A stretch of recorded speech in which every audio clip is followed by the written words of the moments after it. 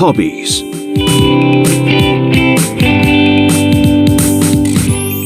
Are you artistic, creative, a tech freak? Or do you like adventure with a bit of danger? No matter what kind of person you are, there are so many hobbies you can choose from. Skydiving is not for the faint-hearted. But if you like a good thrill, then try jumping out of a plane and see how it feels.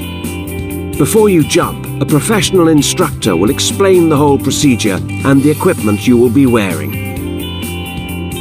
Here's another hobby full of adventure and colour. Paintball is a kind of shooting team game that you can play with your friends. The guns fire balls full of bright paint. There are specific rules to follow and protective clothing you have to wear. If you enjoy gadgets and technology, then you are sure to find great online games that will captivate you. Online video games nowadays are so interactive that players get really involved with all the action. There are online games for all tastes. Action games, puzzle games, and all kinds of adventure games.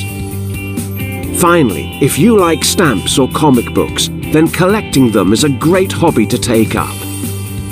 Which activities do you like doing in your free time? Have you ever tried any of the hobbies in this video?